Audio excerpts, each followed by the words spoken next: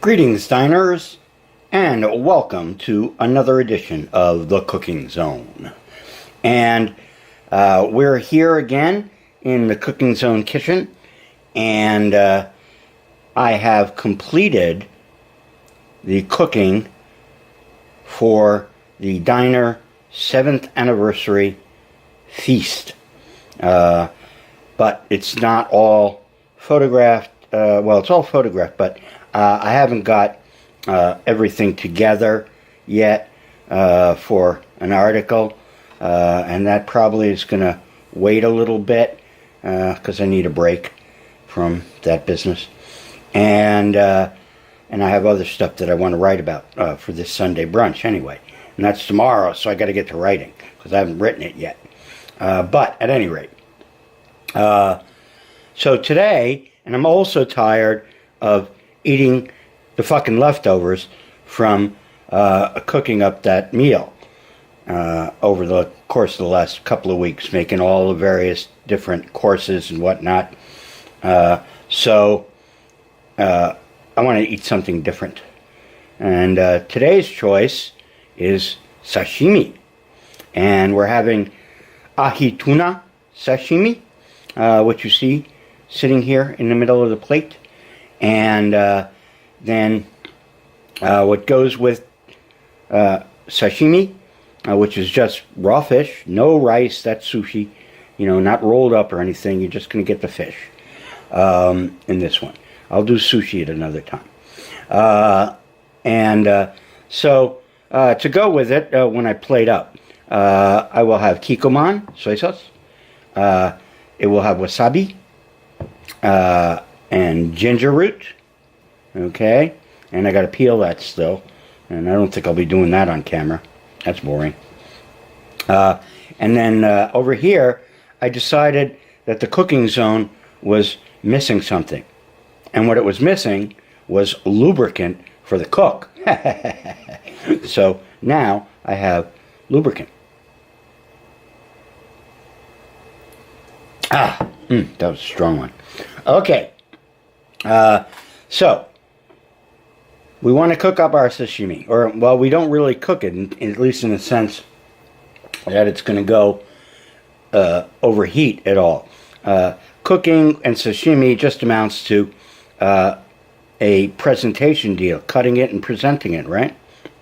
And actually, normally, if I wasn't doing a cooking show, then I would just take my hunk of fish, and when I wanted some, I just cut off a piece and dip it in my soy sauce and wasabi, and take a little ginger and pop it in my mouth, I'm not going to spend time doing presentation for myself. But for the purposes of the cooking show, it's important because you might want to, have this for your guests, right?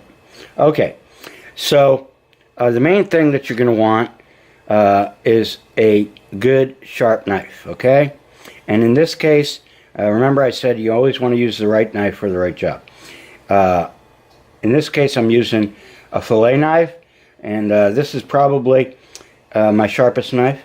And I probably don't even really need it for this. I mean, I think either one of my Sudokus or the chef's knife would work. But, sharper is better in this situation, so I'm going with it. And then the next thing is, now this piece of tuna was about that big, okay? And I cut it in half because I don't need to eat all of it now. I'm going to have, I put the rest back in the freezer.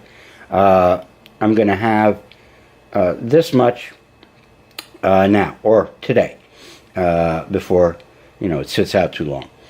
And so I want to slice it up and make it look fairly pretty.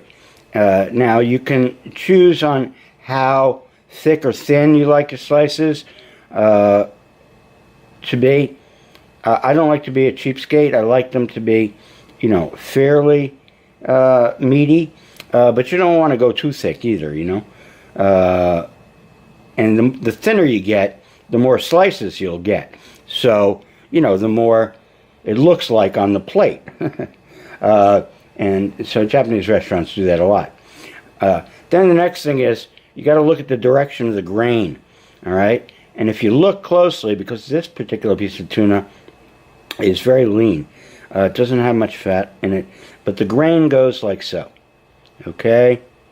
And so you want to be cutting across the grain when you cut, okay? So let's slice some sashimi.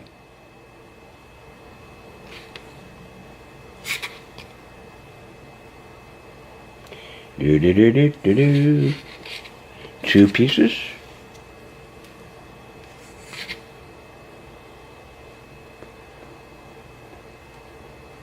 Now I'm not as fast at this as a real sushi chef, you know. And you know, because I don't practice it every day. Not in a restaurant now. What, 4 pieces?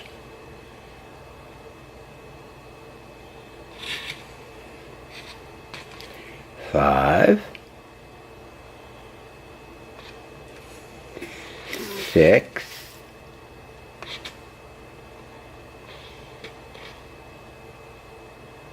'These last 2 aren't going to look so good. 7 and 8.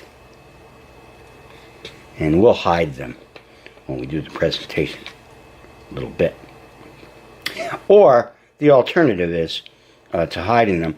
I could take these little extra pieces that aren't like perfect and put them into a sushi roll. And that's probably what I would do, actually, if I was doing this. And I may do it anyway, actually. If I was doing this for a guest party or something like that. So that's all there is to it. Now, the last thing I want to discuss before I plate myself up and start eating, which I'm not going to do on camera either, is price. What does this sashimi meal cost me? Okay? Now, if I go to the local Japanese restaurant around here, Tokyo, which is pretty decent, you know, for the valley, you know, we don't exactly have high culinary standards here in the valley in terms of restaurants, but their sashimi appetizer now I believe goes for $15, and in that sashimi appetizer you get 2 pieces of tuna, 2 pieces of salmon, which I've got salmon in the fridge, but I'm not going to do that one right now.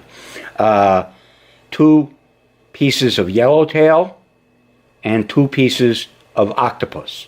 So 8 pieces also, same as this, right? And except this is all tuna, okay? That would be a variety, which is nicer, but you know, I do the variety instead of doing the variety all in one day in one meal for myself. I'll do one today, and then tomorrow or the next day, whenever I decide I want to eat sashimi again, I'll do some salmon, okay? Or octopus, whatever. You know, it happens to be, what's important is what's at the fish counter and fresh. That's very important. So, what did this cost me? Well, the whole tuna section was $6.15, and this was half of it. So that's $3.07 as opposed to $15 at the restaurant, which is a fairly substantial savings, yes? And pretty much just about within the SNAP card budget, although you would have to eat a very cheap breakfast and cheap dinner. You know, maybe a boiled egg for breakfast and, you know, spaghetti for dinner. But then you'd still be inside the SNAP card budget. So, okay. So that's how you keep your costs down, but still eat really good food that you get in restaurants at home. And it's not hard, okay? How hard is it to cut up a piece of tuna? I mean, you know, all it takes is a sharp knife. So, of course, you got to like raw fish, too. That's important. So, I like raw fish a lot. And, follow safety procedures and so forth as far as your fish is concerned. Use fresh fish from butchers and fishmongers that you trust. And I've been eating it my whole life, and I have yet to die from it. So enjoy your meal today as we further observe the progress of collapse of industrial civilization here on the cooking zone of the Doomstead Diner. And that's all the doom. This time until next time. I'll see you later, folks.